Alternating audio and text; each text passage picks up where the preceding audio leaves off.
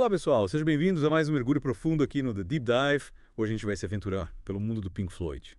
Uma banda que dispensa apresentações, né? Dispensa mesmo? E a gente vai além dos sucessos, vamos entender a história deles, as polêmicas, a genialidade. E para nos guiar nessa jornada, temos o livro Nos Bastidores do Pink Floyd, do Mark Blake. Uma verdadeira bíblia para quem é fã. É isso aí. O Blake fez um trabalho incrível e a gente vai usar esse livro para desvendar tudo, desde os primeiros passos da banda lá em Cambridge até o estrelato mundial. E claro, a gente não pode esquecer da figuraça, o Syd Barrett. Impossível. Ele é a chave para entender a alma do Pink Floyd, né? Com certeza. E o Blake mergulha fundo na história do Sid. A gente vai entender como essa personalidade forte dele, essa boca grande, como diziam os amigos, influenciou a banda. O Sid era um personagem, né? Totalmente. Um cara cheio de energia, criativo. Desde cedo já mostrava que ia ser diferente. E essa energia toda, combinada com uma mente inquieta, o levou para a música. Ele e o amigo John Gordon passavam horas ouvindo e tentando tocar blues, rock and roll. E essa paixão pelo blues americano é algo que me chama a atenção.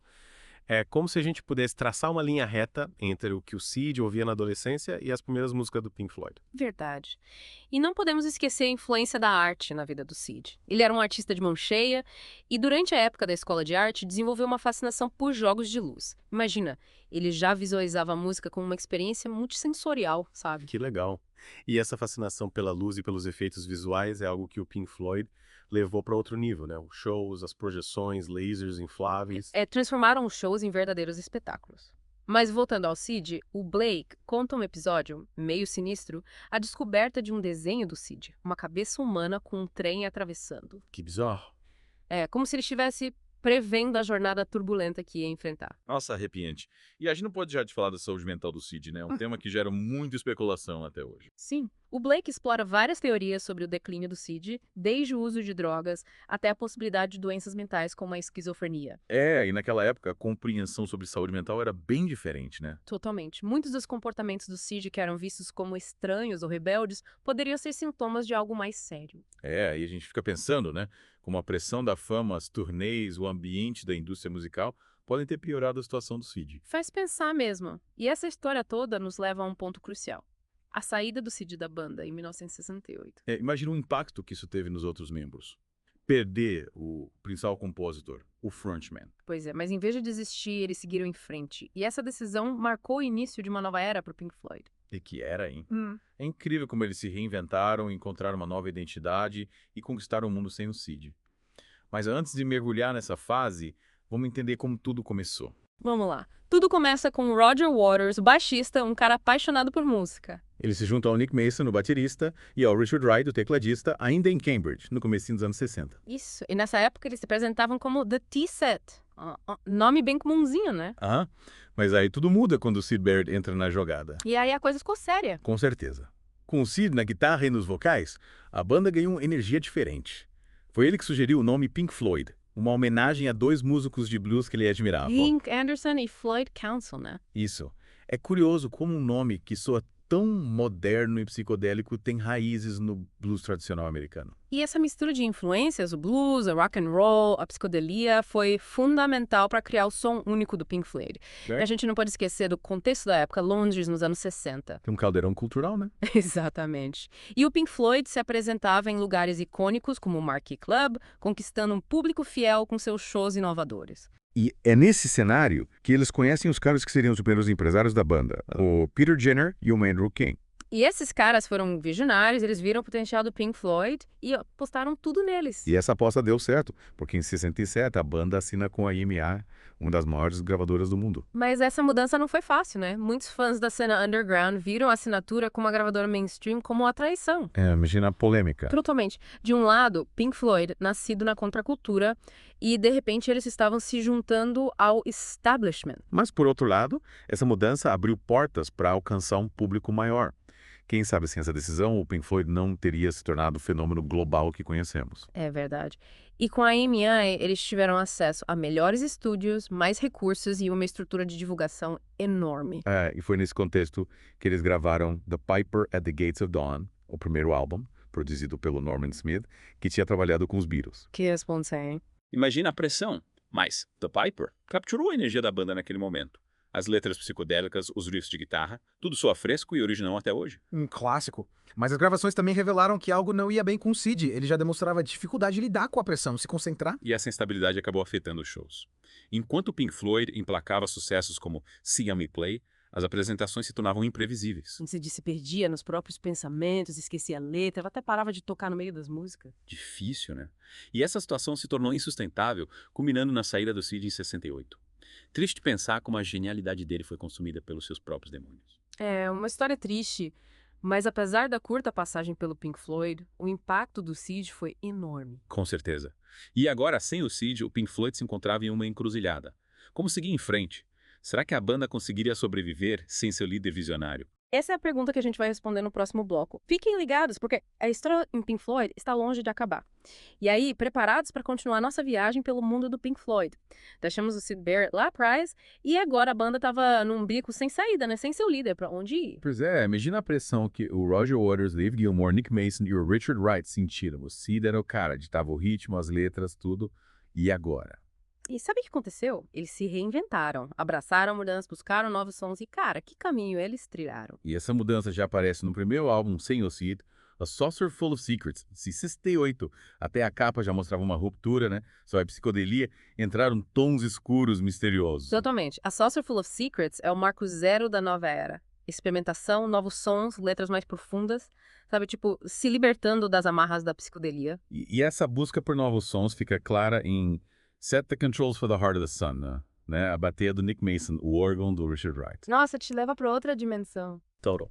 E essa vontade de experimentar, de romper barreiras, explode no álbum seguinte, Uma Guma, de 69. Um álbum duplo, com lado ao vivo e outro com composições individuais, cada um mostrando seu talento. E tipo, ei, eu também tenho algo a dizer. E o Uma Guma é aquele álbum que divide opiniões, né? Ama ou odeia, mas mostra a ousadia, a vontade de desafiar tudo. Te tira da zona de conforto, te faz questionar o que é música, o que é arte. E essa inquietude vai marcar a trajetória do Pink Floyd. E falando em outras formas de expressão, eles também fizeram trilhas sonoras para filmes More e Obscured by Clouds, álbum de 72. Mostrando que a banda ia além, né? Totalmente. As trilhas sonoras mostram a versatilidade deles, criando músicas que se encaixam no filme, mas que também têm vida própria. E essa versatilidade, essa capacidade de transitar entre estilos, culmina em um dos álbuns mais importantes da história. Dark Side of the Moon, de 63. Dispensa comentários, né? Dispensa. Um marco do rock progressivo.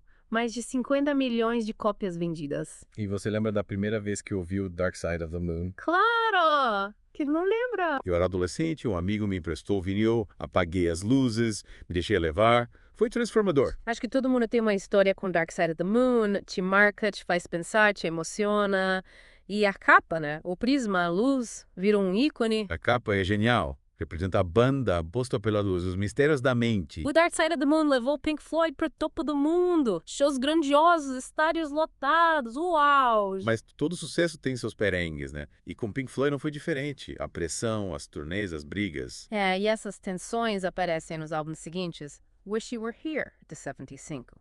Animals, de 77. Wish You Were Here é um álbum melancólico, uma homenagem ao Syd Barrett, mas também um reflexo das dificuldades da banda com a fama. E Animals, com letras mais ácidas do Roger Waters, critica o sistema, a desigualdade, te faz pensar. E musicalmente, Animals é mais pesado, experimental. Mostra a maturidade deles, explorando novos sons e temas. E essa fase experimental culmina em The Wall, de 79, uma ópera rock com letras do Roger Waters, explorando temas como isolamento, loucura, busca por identidade. The Wall te pende do começo ao fim com músicas que viraram hinos. E o show com um muro gigante, marionetes, explosões. Inesquecível. Foi o auge do Roger Waters, mas também o início da ruptura da banda. A dominância do Waters, as ideias dele, geraram atrito, principalmente com Gilmour. E essa tensão toda leva à saída do Waters em 85. E aí o Pink Floyd se divide em dois, o do Gilmour e do Waters. Mas, para nossa alegria, eles se reencontraram em 2005 no Live 8, um show histórico com a formação clássica. Que momento, ver o Waters, o Gilmour, o Mason e o Wright juntos de novo, tocando Money.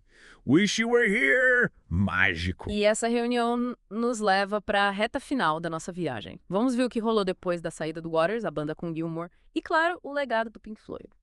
E aí, pessoal, de volta para a última parte da nossa viagem com o Pink Floyd. Já vimos de tudo, a era psicodélica, o sucesso mundial, as tretas. E agora, o que aconteceu depois do Roger Waters sair? Boa pergunta. Muita gente achou que a banda tinha acabado ali, né? Afinal, o Waters era o cara por trás dos álbuns conceituais, tipo The Wall. Fazia sentido pensar assim. Mas sabe o que aconteceu? Eles não só continuaram como lançaram álbuns incríveis e fizeram turnês gigantescas. Mostrando que o Pink Floyd ia muito além do Waters. E quem assumiu o comando foi o David Gilmour. Guitarrista incrível, compositor de mão cheia, produtor. Em 87 eles lançaram A Momentary Lapse of Reason, o primeiro álbum sem Waters. O que você achou? Fiquei na expectativa, né? Eu queria ver como o Pink Floyd ia soar sem o Waters. E, cara, me surpreendeu. São mais modernos, sintetizadores, mas sem perder a essência.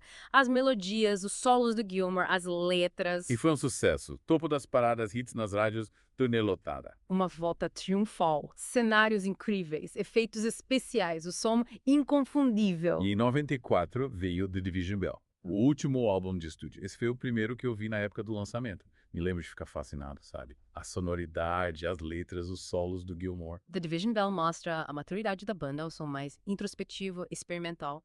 As letras do Gilmour e do Wright falam de comunicação, solidão. É um álbum pra pensar na vida, sabe? E a turnê foi épica. Mas marcou o fim de uma era. A banda entrou em hiato e ficou aquela dúvida, será que era o fim? Mas, como a gente sabe, o Pink Floyd é mestre em surpresas. Em 2005, no Live 8, eles se reuniram. Waters, Gilmour, Mason, Wright. A formação clássica junta de novo. Que presente pros fãs. Ver eles tocando Money, Wish You Were Here, Comfortably Numb, de arrepiar. Foi mágico. Mesmo sendo breve, a reunião mostrou a força do Pink Floyd, uma banda que marcou a época. E a história deles continuou, com álbum solo, relançamentos, tributos, e a gente termina a nossa viagem com a certeza de que o Pink Floyd deixou um legado enorme. E aí eles mudaram a forma como a gente ouve música, ensinaram a gente a prestar atenção nas letras, nos conceitos, nas mensagens. Eles nos fizeram pensar, se emocionar, viajar para outros mundos. E o Pink Floyd segue vivo, inspirando novas gerações. A música deles é atemporal, fala de coisas que a gente vive até hoje. E com essa bela reflexão, a gente encerra nosso mergulho no mundo do Pink Floyd. Esperamos que vocês tenham curtido a viagem. Até a próxima.